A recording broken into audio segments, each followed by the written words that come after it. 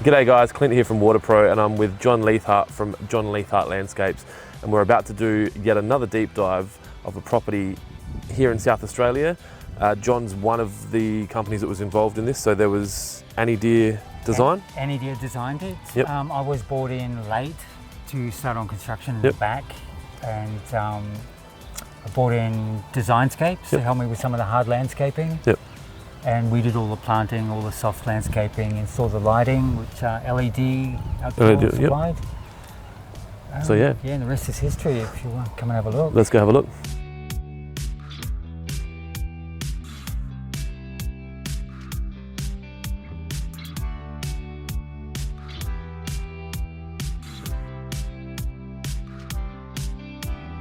So you're obviously, you don't have the team volume to be able to do the job of this size as quickly. What was the thought process behind Designscape getting involved, just to get more feet on the ground? Yeah, and I don't know if you know, but I've got a history in the arts, so I'm self-taught as far as landscaping goes. Yep. So when it comes to hard landscaping, I get someone in who really knows. Yep. Well, I think that's important. Hello. Come on, Gertie. Come on. She's a Come jumper. on. Come on. Is she only young? Or she's small? She's fine. She's young. Jeez, lucky you've got a big block to play on. Come on. These are gorgeous. Obviously, that was always here. Yep. It's a bit of a problem with obviously what it drops on the ground. Yep. Come on, come on, come on. Gertie. Come on. Well, she likes you. Yeah. Duffy's got a dog as well, so. Come on, come on, sit. Come on. When I came here, I don't know why I was brought in so late, but the swimming pool was already poured, concrete was in, waiting to be honed. All the garden edging was in, but empty, and the tennis court was half built, so we had to bring in, I think I brought in something like 20 tonne of sandy loam just to build up this level for the lawn, and that had to happen over top of the work that was going on the tennis court. Yeah. Part of the process of a job being micromanaged is that I've got to deal with all the infrastructure that's not in place. Yep. And with all the concrete edging in, there was no feed lines. So was that just a case that there was no primary builder that was kind of running everything? It was just the homeowner was just getting people to come in when... I think so. Yep. But that's what it is. What are you doing? You got a strong grip.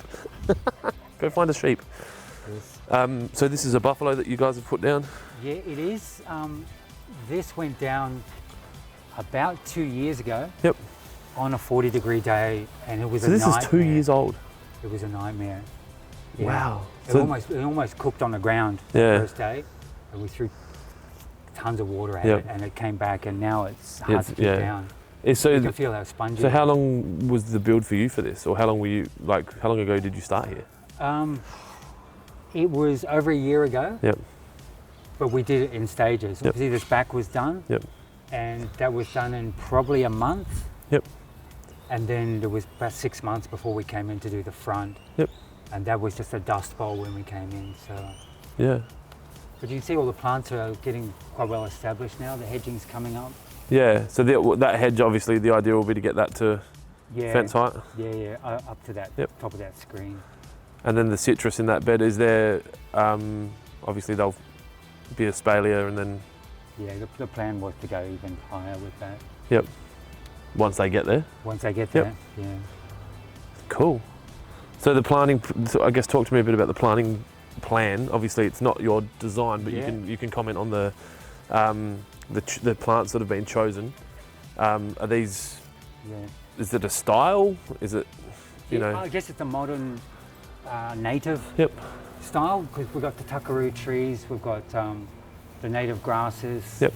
I've got the lily pillies at the back, and the euphorbias, which really build up that base. So we've got an understory of planting, if you like, with the pleached trunks coming through with a canopy on top. Yep. Again, to screen across the top of the... So pleaching is something that we've talked about previously in deep dives. So for anyone that's watching that hasn't seen that before, that's the removal of, I guess, a lower portion of the trunk. Of branching, to create a bare trunk. Yep. And then what that allows for the undergrowth to have its own space. And and sunlight. Yep. So you can get a bigger shrub underneath it, and you get a more substantial understory, as well as a taller hedge above, without having to wait the 3 or 4 years of hedge growth. And so with the garden lighting, that's obviously something that you have, like LED outdoor will help with the design for that, or did you you had an idea of where you wanted to put your lights? And no, the idea was there. The planning was already there. It was just the installation for me. Yep. So we. Was there an issue getting your cables? Obviously, if you've said that's. Yeah. We, the front lighting and the back lighting are run from 2 different sources, and we've got power down in this little back shed. Yep. And obviously we've got power in the house for the front garden. So they just turn on. Are they being operated from a sensor, or they're just on a timer and they'll turn on when they turn on? They're on a timer. These ones are. Yeah. They don't have a Wi-Fi. It's really nice. Yeah. It's quite quiet here, actually, isn't it? Like, surprisingly, you don't hear anything. I guess it's a big house. It's and those large trees. My first thought when I see them is the coast. Like it's a very coastal tree. Is that? I'm assuming you've done more work around here. Are there more of those trees around, or is it kind of getting rarer and rarer? They're rarer and rarer. I find that people are pulling out messy trees because nobody has the time to maintain. Are you allowed to touch them? They're not protected or anything? I don't think so. It's just the size of them. Because once the diameter increases, and so what, the client here wanted to keep them? I think so. I've got a feeling it's significant, and they want to go through the process of having it removed. Yeah. And then having a bare fence line. Yeah. Yeah, they are nice, but like you said, they are messy. Yeah. And then you add in I'm going to guess, 20-week-old. I think you're probably close to it. 20-week-old. She's a digger. Cattle dog. Yeah. Yeah. At least she's got a good lot of area. So then, over here you've got this. That's jasmine on the on the Rio mesh. That's quite an inexpensive way of achieving a really nice result. I've done that. We did that at my last house because it's all we could do. Yeah. Talk to me about star jasmine. Is it star jasmine? Yes. Yeah, the Chinese star jasmine. It's prolific once it gets established. Yep. That'll screen that whole fence. Yep. And the kitchen window looks out on that, so. So you're not looking at a colour-bond fence anymore. Yeah. And it's a lot more cost-effective for anyone that's looking to do something themselves that doesn't want to spend the money on a grow wall. Yeah. You can do this for a lot less per square metre. Yeah. With a plant like jasmine, it's going to grow that fast, cover that distance. Yep. You'll save thousands. I remember at my place, the gutter was so close to the fence that it started growing up into the roof. Yeah. Like it's that aggressive. And I remember it putting out a beautiful smell. I guess it's beautiful. It was beautiful to me. Not everyone is a fan of it, but I do love it. But I've had a lot of clients that ask not to have it. Yeah, for that because purpose. Of the pollen. The aroma. The aroma. Yeah. Yep. And then the planting underneath. Is that Lyriaps? That's Lyriaps. Look at me. Mate, I've got my horticultural knowledge is really bad. But we've just done our house, so I've got a very, very dirty base knowledge of some of the plants. I think I'm really lucky that they're the two I know. Yes. 10 out of 10. And basil. Yes. 3 out of 3. Yes, I won't say anything else. Yeah. Well, strangely, they've gone with a jasmine all the way around the tennis court. So with the intent that it will grow through the. Yeah, grow up. Yeah, and just keep it maintained. Yeah. We're doing maintenance here now. Okay. I think once a fortnight we come for a couple of hours and we look after the health of the plants and now we're going to look at keeping these jasmine tight so that they grow up rather. So is maintenance a key part of your business? It's not a key part, but it's a separate stream. Like, I'm still trying to push into design and construct, but to keep that flowing through because it's a constant. And when you mentioned on the way in that you've got an arts background, yes, is that music or design or painting or acting? It's dancing. Dancing, okay. I used to be a professional dancer. So. And so do you feel more connected to design because it's artistic? Yeah, absolutely. Yep. It's all about space and rhythm and all of those things that are important in dance. Are just as important on the ground.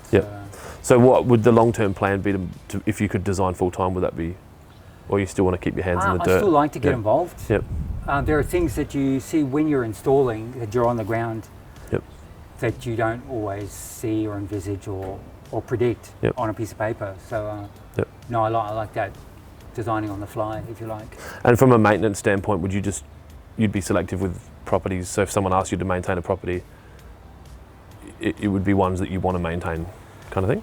Yeah, it is. We've done a lot of strata blocks in the past, Yep. but they're very limited what you can do, and it's just I go in, mow the lawn, blow the parking space, Yep. and that's it. So it's Not as pretty artistic. uninspiring. Yeah. But I don't do that. So whereas with something like this, you can be part of that whole fence establishing, and you've done it. If you can imagine in a couple of years' time, and that wall is coated with jasmine, we can look at it and go, yeah, we were part of that. And then on the other side, like, is that just going to be reaching over the fence and just kind of hedging it, or that's their problem? Well, it will have to be. Yeah. It'll have to be either ladders up and over, or from the other side. Just to get communicate. access from the driveway next door. Well, I'm assuming the people that live next door are going to be just as happy with that being well maintained as the people on this side. Yeah, people are pretty good about you doing work for them. Yeah, if you're doing it. What I really love was the way the front came together. As soon as Shane and the boys at Designscape put that path straight through the middle, it just, it set everything up. Yep. And we just brought in the lawn and the garden beds. I love the way they're planted. It definitely has some very strong presence when you drive down the street. Yeah. Like when I pulled up, I was like even Duffy was like, wow, like it's a statement. Yeah. And I guess obviously I don't know what the budget was, and I don't want to comment unfairly, but using aggregate as a driveway, obviously, because of property this big, you concrete a driveway like that, cost you a fortune. Hundreds of thousands of dollars. Yeah. So it works as well though. Like it's not cheap. It looks quite classic for this area. Yeah. There's a texture in it that you don't get, and a sound and all those things. Apart from the maintenance it takes to keep it clean and keep them off the street. Yeah. It's a nice texture. Yeah. It's just you've got to live with the work. Yeah, and then obviously people that live in houses as nice as this are pretty busy. So it's kind of finding that balance, which is obviously why you've been tasked with maintenance. So, all right, so that's the backyard. I'm going to get John to take us around the front and talk about the design, the construction out there, and expand a little bit on that statement that we just discussed.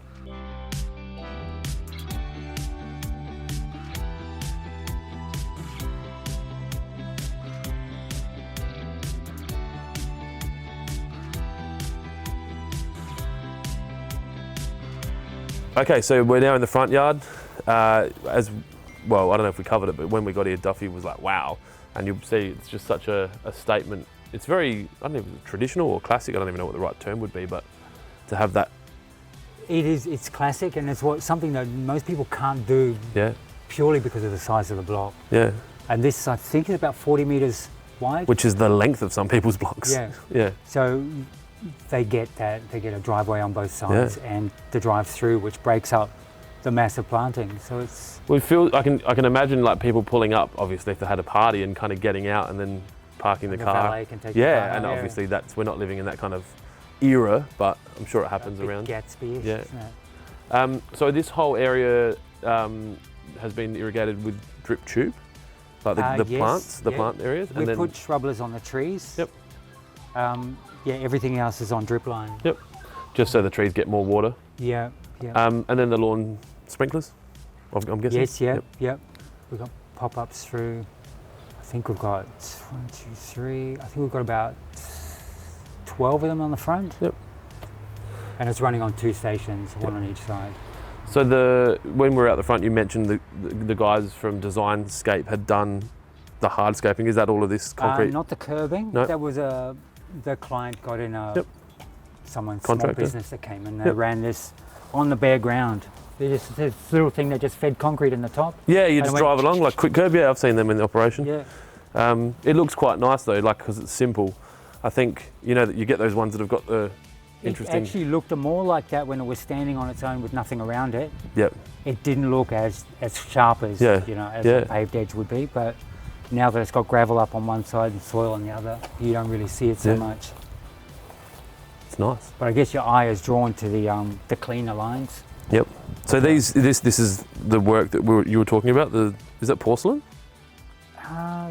Oh no. No. Yes. I think this is from Tumbled. Yep. I think it's a bluestone. Feels quite smooth on the side. I'll have to get back to you on what they were, but it's all good. It's nice. It is a nice big panel. They're all laid on concrete. Yep. And then you've just got that really big landing. So even this is massive. I know this isn't part of your work, but like, I could live here. Yeah, you string up a hammock and you're good to go. Yeah. But it's been interesting seeing, because this was all, I think this was old driveway at the front, and there was a lot of compacted rubble. So we had to dig out a lot of rubbish and put in some new soil. And it took a little while for the plants to establish, but now there's some real sign that the roots are getting because they just didn't have that, as much foundation to grow into, or the quality of soil. We had to break out holes for the plants with crowbars. Okay, so they're trying to find their root structure. I guess in a different situation you might bring in some big machinery and just take it all out. Yeah, but if you've already had concrete in place, it makes it a little bit hard, and you don't want to damage existing work, do you? No. So that's again part of that micromanaged project where you do what you can in a situation. And I think once it all grows in, you won't know. And these are the things that you have to deal with that the client doesn't really need to know about, and you just kind of get in there and get it done. Yeah. Is that a Marea on the fence? That's Marea on the fence. On 4 from 4. Sides. We're strike rates. I'll be able to start a nursery I won't ask soon. you what these ones are, but They're a creeping jasmine, right? it is. Dichondra? Yes. That's where I think I've run out. You know the What's that Wistringia, hedge? the smoky grey. No. That's a native rosemary, Wistringia. Wistringia. Native rosemary is in you can eat it? I don't think so. No. I think it's just because it's It looks like rosemary and its leaf. The hedging here? This is a Japanese box. Japanese box. I was going to guess that. I didn't want to ruin I was on a good run. It's got the slightly rounded leaves. Yep. And they're once they get established, they're bulletproof. But they're a sensitive in establishment? Or they're okay? I think they're okay. Yep. Probably less sensitive than an English or a Korean box. Yep. And is that, and this might be a stupid question, you might not even know, but is that the country of origin? Like, or is it just kind of... I think it is. They established it in there. Yeah, that makes sense. Yeah, cool. The lambs ears are fantastic on the corners. Yep. We've cut them down recently. They were probably half the height of the because trees. they were so dominant. Yeah. So a good plant for people if they've, I guess, a low maintenance. Well, not low maintenance. Well, they're a great filler. Low love. Yes. Yeah. Yeah, cool. What's the saying? They thrive on neglect. Yeah. My kind of plant. Yes. Unlike these, poor Dichondra. They're just cooking a little bit. Well, there's so much dark on each side. Yeah. We've got Dichondra in our backyard, and now it's gone mental. But that early stage, it needed a bit of a hug. But they'll come good and green up, and as things cool down a bit. Well, yeah, I probably should mention today it's forecast 37 degrees Celsius today. I don't even know how hot it is now. Feels like it's that already. Yeah. This is the first time I've worn sunscreen for a deep dive. Really? I probably should wear sunscreen. Yeah, so. it's occupational hazard for most of us. Well, that's probably it, really. I just wanted to come out and say hi and have a look around, and get a bit of an understanding and see what you guys have done here. It's really starting to take shape, and you can see the plants are really establishing now and getting that. They look healthy. You can see the new growth on a lot of them. Like, I mean, I've got the same not star jasmine, creeping jasmine at home, and that you see that new growth. It's interesting. I've never cared.